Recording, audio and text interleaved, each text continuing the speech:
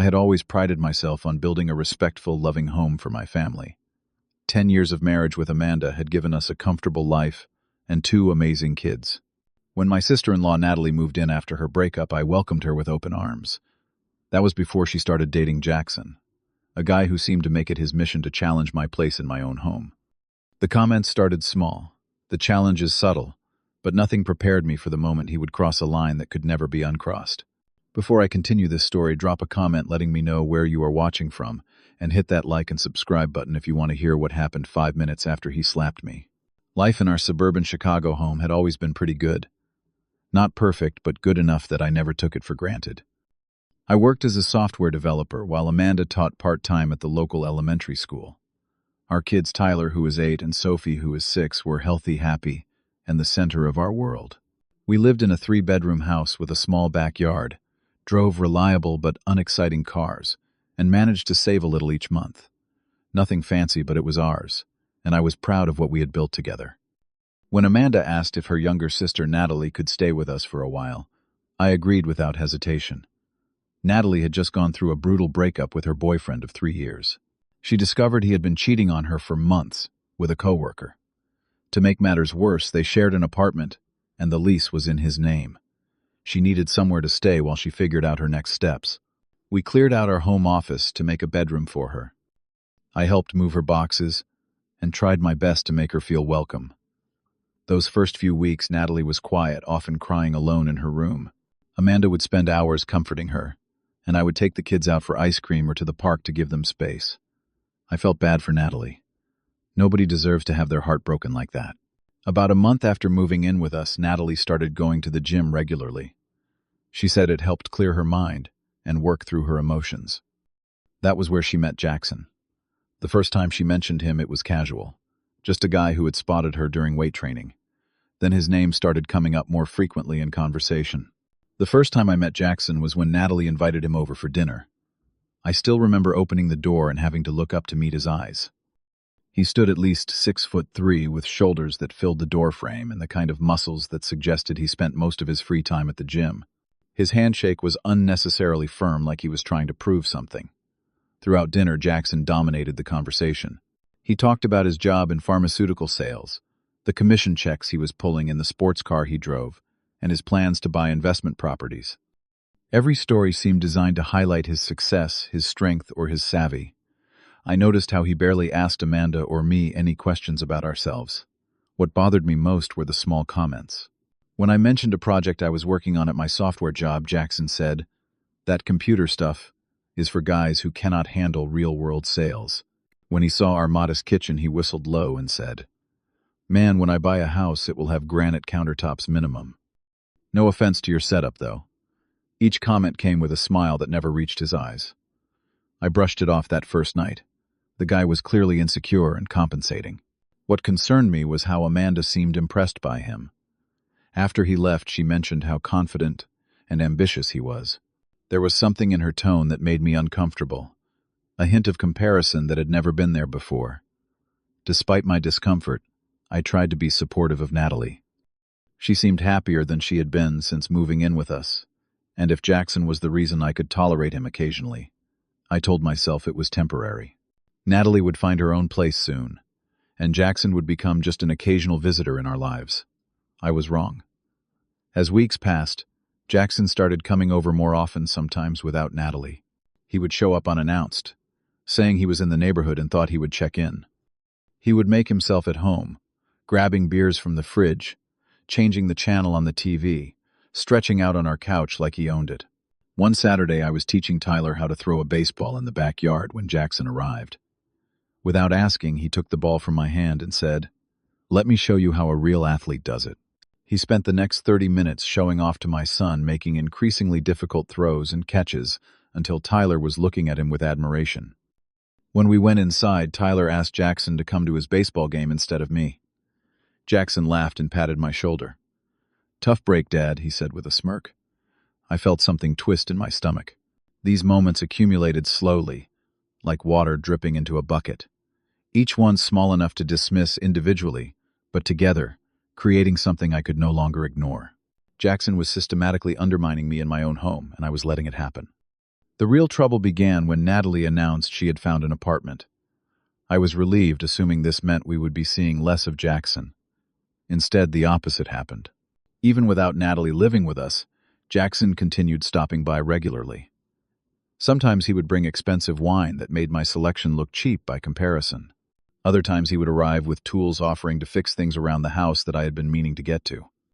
"That loose railing on your front steps was dangerous, man," he told me one day after showing up with his toolbox.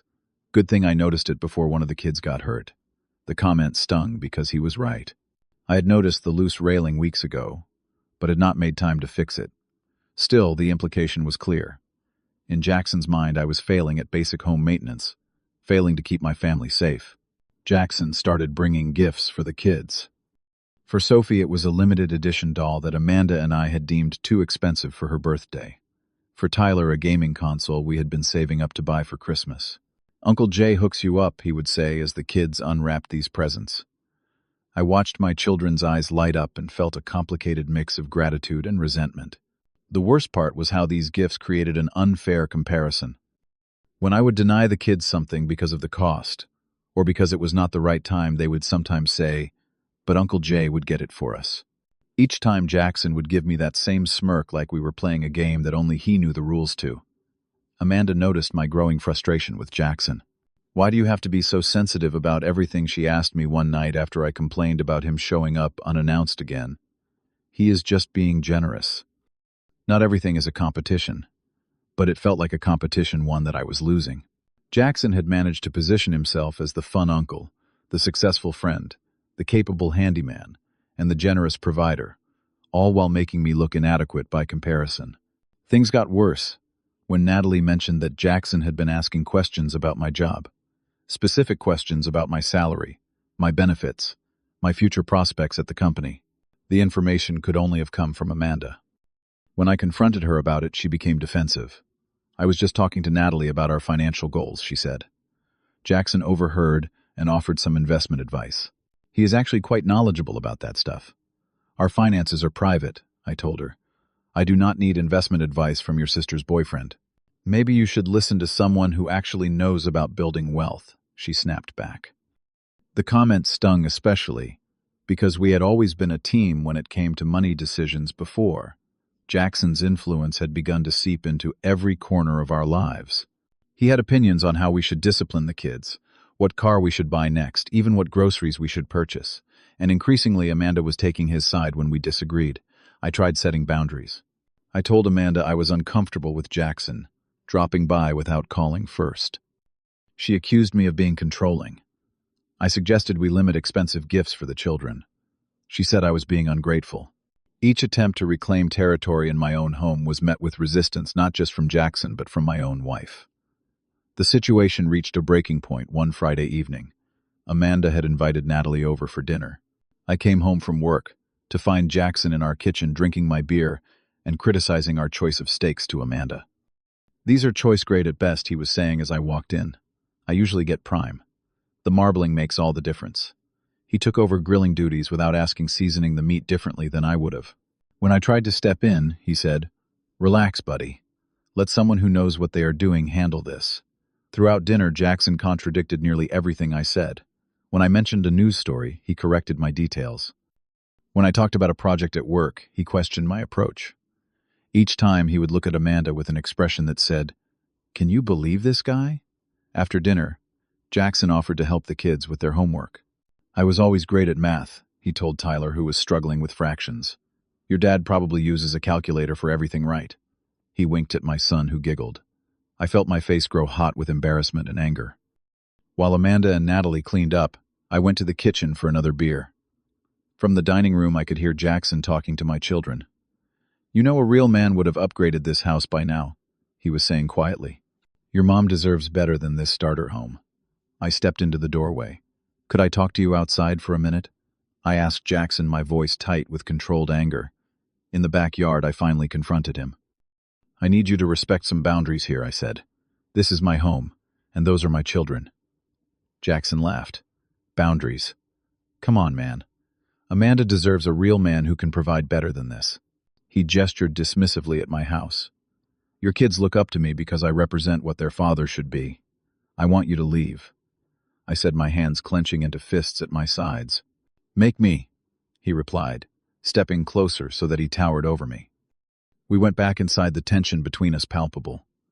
In the living room, Amanda looked up from helping Sophie with her homework. Everything okay? She asked. Joel here was just setting some boundaries, Jackson said mockingly. Apparently I am not welcome in his little kingdom. That is not what I said, I began. But Jackson cut me off. Amanda, you could do so much better than this, he said, pointing at me.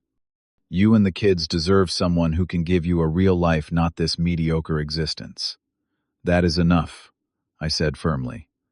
You need to leave now. What happened next seemed to unfold in slow motion. Jackson stepped toward me, his face twisted with contempt. His hand moved in a blur, and then pain exploded across my cheek as he slapped me hard enough to make me stagger back a step. I am the man of this house now, he declared loudly enough for the kids to hear. A real man, not whatever this is. He gestured at me dismissively. The room fell silent. Tyler and Sophie stared with wide, frightened eyes. Natalie covered her mouth in shock. And Amanda, my wife of 10 years, just sat there saying nothing, doing nothing, her expression unreadable. In that moment, the pain of the slap was nothing compared to the agony of Amanda's silence. I touched my burning cheek, looking at the faces of my family, and felt something break inside me. Without a word, I walked out of the room. I went to our bedroom and closed the door quietly behind me. My hands were shaking, my heart hammering in my chest. I sat on the edge of the bed and took deep breaths, trying to process what had just happened. Jackson had struck me in my own home in front of my children. He had humiliated me in the worst possible way, and Amanda had not defended me. For 5 minutes I sat there in silence, listening to the muffled voices from the living room. I could hear the kids crying, Natalie and Amanda speaking in hushed tones, and Jackson's louder voice still confident, still dominating. In those 5 minutes I thought about my marriage, my family, and the man I wanted to be for my children. I thought about what would happen if I went back out there and responded with violence, if I tried to match Jackson's aggression with my own. I imagined the fear in my children's eyes, if they saw their father lose control. Then I thought about what would happen if I did nothing, if I allowed this humiliation to stand.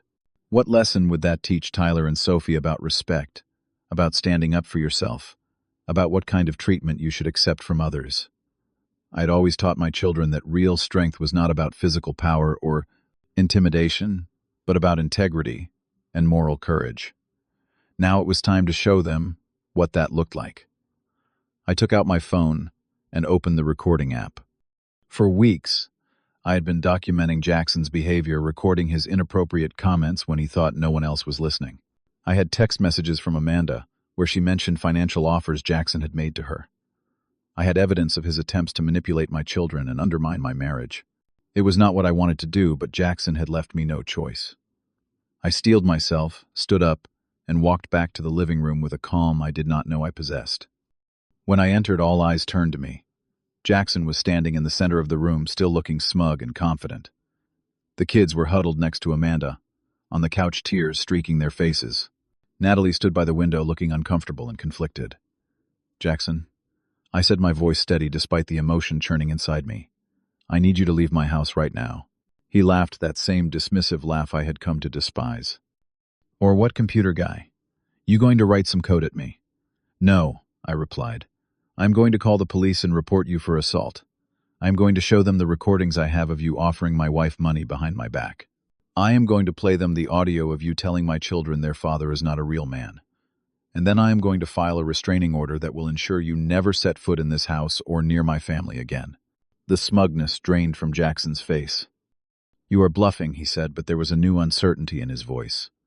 Without breaking eye contact, I pulled out my phone and played one of the recordings. Jackson's voice filled the room. Amanda, think about it. I could set you and the kids up in a place twice this size. Joel would never have to know where the money came from. I stopped the recording and looked at Amanda. Her face had gone pale. There is more, I said quietly. Much more. Jackson took a step toward me, his hands clenched into fists. Give me that phone, he demanded. I stood my ground. Touch me again, and assault becomes the least of your charges. Something in my tone must have convinced him I was serious. He looked around the room, searching for allies and finding none. Even Amanda was now looking at him with new eyes, as if seeing him clearly for the first time. "This is not over," Jackson said, pointing a finger at my face. "Yes, it is," I replied. "Completely over. Now leave before I make that call."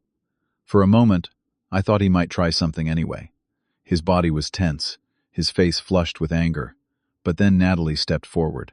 "Just go, Jackson," she said. "You have done enough damage." He looked at her in surprise, then at Amanda, who nodded in agreement. Finally, with a last venomous glare at me, Jackson stormed out of the house, slamming the door behind him. The silence that followed was deafening. I sat down heavily in an armchair, the adrenaline draining out of me, leaving me exhausted. The children ran to me immediately, throwing their arms around me, sobbing. I held them close, whispering that everything would be okay, that they were safe, that Daddy was not going anywhere. Over their heads, I looked at Amanda. There were tears in her eyes and a complex mix of emotions on her face: shame, regret, confusion, and something else that might have been respect. "I need to talk to your mother," I told the kids gently. "Aunt Natalie will take you upstairs for a little while." "Okay." After Natalie had led the children upstairs, Amanda and I sat across from each other in painful silence. "I am sorry," she finally said, her voice barely above a whisper. "I do not know how I let things get this far." "Neither do I replied honestly. "I thought we were a team, Amanda. I thought we had each other's backs." "We did. We do," she insisted. "Jackson just—" He got into my head somehow. He made me start questioning everything, made me wonder if we were settling for less than we deserved. "And what do you think now?" I asked. She looked at me, really looked at me, for what felt like the first time in months. "I think I almost threw away something real, for something that was all surface and lies. I think I lost sight of what actually matters." She paused, wiping tears from her cheeks. "Can you forgive me?" I wanted to say yes immediately, to sweep everything under the rug and pretend this nightmare had never happened. But I knew that would not solve anything. "I do not know yet," I said truthfully. "What happened tonight crossed a line, and your silence hurt more than his slap ever could. We have a lot to talk about, a lot to work through." She nodded, accepting this. "What happens now?" she asked. "Now we start rebuilding," I said. "If that is what you want." "It is," she replied without hesitation. "More than anything." Later that night, after the kids were finally asleep, Natalie came to talk to me. She was leaving, moving into her new apartment immediately rather than at the end of the month as planned. "I'm so sorry, Joel," she said, genuine remorse in her voice. "I should have seen what he was doing. I should have stopped it." We all missed the signs, I told her, not wanting her to carry all the blame. "He was manipulating everyone." "I broke up with him," she said. "After what he did to you, how could I not? No real man treats people that way." As she said goodnight, I felt the first small measure of peace I had experienced in months. Things were broken, but not beyond repair. The healing could begin. The months following that night were some of the hardest of my life. Amanda and I entered couples therapy to address the damage done to our marriage. At first, the sessions were painful, full of hurt accusations and defensive responses. But slowly we began to unpack how Jackson had managed to come between us, exploiting small insecurities and resentments that had been lying dormant in our relationship. I think part of me was vulnerable because I had been questioning our life choices, Amanda admitted during one session, wondering if we had settled into comfort at the expense of growth. It hurt to hear, but I understood. 10 years of marriage, 2 kids, and the daily grind had dulled some of our earlier dreams. We had become so focused on stability that we had forgotten to nurture our ambitions, both as individuals and as a couple. "I should have talked to you about those feelings instead of letting Jackson exploit them," she continued. "That is my biggest regret. I had my own work to do as well. I had to examine why I had allowed Jackson's behavior to continue for so long, why I had not set firmer boundaries earlier. Our therapist helped me see that my conflict avoidance had its roots in my childhood, watching my parents fight bitterly until their eventual divorce. You equate conflict with relationship failure," she explained. "So you tolerate disrespect rather than risk confrontation." The kids needed help processing what had happened too. Tyler especially had questions about why Uncle Jay had hit me, why he had said those mean things. We explained in age-appropriate terms that Sometimes adults make bad choices when they feel jealous or insecure, and that violence is never an acceptable way to handle disagreements. Is he going to come back? Sophie asked, fear in her eyes. No, sweetheart, I assured her. He will not be in our lives anymore. True to my word, I had filed a police report about the assault and obtained a restraining order against Jackson. He sent a few threatening texts at first, but they stopped abruptly when my lawyer responded. I never heard from him again, though Natalie told us he had moved to another city for a job opportunity. I suspected he was simply running from the reputation damage after several mutual acquaintances learned what he had done. The most difficult conversations were with Amanda about trust.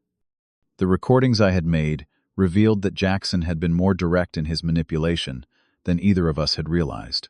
He had explicitly suggested that Amanda could do better, had offered financial incentives if she would leave me, had planted seeds of doubt about my capabilities as a husband and father. Did you ever seriously consider it? I asked her one night, needing to know the truth. She was quiet for a long moment. I considered that something was missing in our lives, she finally said. But I never considered leaving you. Never. Jackson misread my dissatisfaction with routine as dissatisfaction with you. Slowly, painfully, we rebuilt. We set new goals together, started saving for the home renovations we had been postponing, made plans for a real family vacation rather than just visiting relatives. Amanda enrolled in classes to complete her teaching certification, something she had put on hold after Tyler was born. I started working on the app idea I had abandoned years ago, coding in the evenings after the kids were in bed. 6 months after that terrible night, our home felt like our own again. The kids were laughing more. The tension had dissipated, and Amanda and I had rediscovered parts of our connection that had been smothered under years of comfortable routine. One evening, as we sat on the porch watching the kids play in the yard, Amanda took my hand. You were the bigger man that night, she said softly, not by size or strength, but by character. That is what I needed to be reminded of. I thought about how close we had come to losing everything about the man who had tried to step into my place through intimidation and manipulation, rather than earning it through integrity and respect. I thought about the lesson my children had ultimately learned about standing up for yourself, without resorting to violence, about the quiet strength that comes from dignity, rather than dominance. The man of the house is not about who is strongest or loudest or richest, I told her. It is about who puts the family first, who leads with love, rather than fear. She squeezed my hand. You showed me what that really means. As I sit here writing this story, I wonder how many others have faced similar situations. Have you ever had someone try to undermine you in your own home or relationship? How did you handle it? Leave a comment below and share your experience. If this story resonated with you, please hit that subscribe button and like this video so others can learn from what happened to me. Remember, true strength is not measured by physical power or material success, but by the courage to stand up for what is right with dignity and self-respect. Thank you for listening to my story, and I wish you the wisdom to recognize the difference between those who build you up and those who tear you down.